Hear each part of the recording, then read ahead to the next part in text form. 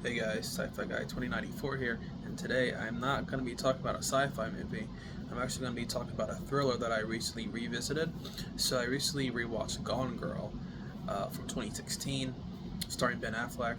So this is a thriller film in which Ben Affleck's wife goes missing, and he basically enlists the help of the community and then the local news, and then it becomes like a national story where everybody's trying to help him find his wife.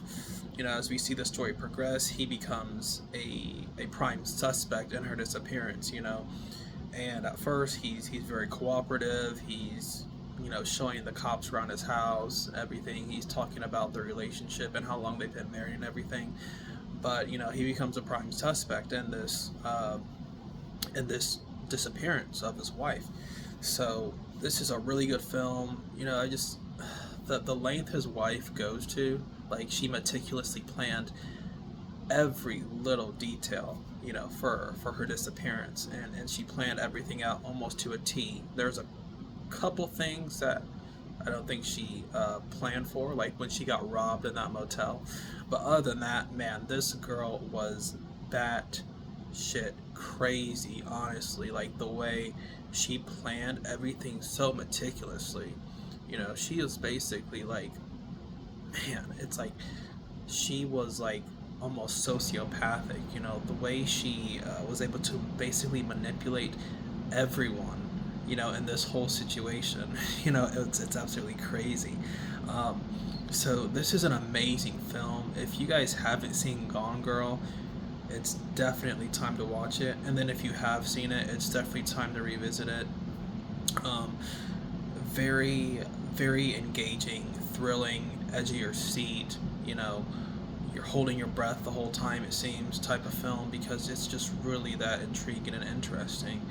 Everything from the detective work to basically, her disappearance kind of coincides with their anniversary. So there's these little notes that she left around the house in different places. So it becomes like this treasure hunt, this basically nationwide, almost like a goose chase, like a search, to find Amy. And Ben Affleck, he does a great job in his role. There's just so many things that he's got to deal with.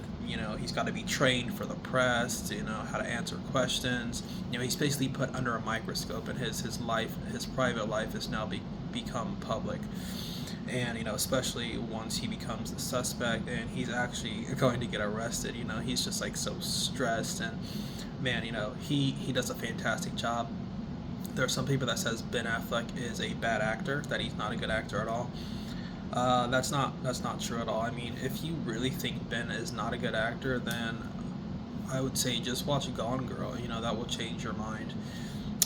Also, Argo is another great film that he's in. So, but anyway, I'm not going to really get into that. But Gone Girl, it's a fantastic movie. It's great. I would definitely give this movie a 10 out of 10. I've always loved thrillers. It's a great film. So I'm really glad I revisited it.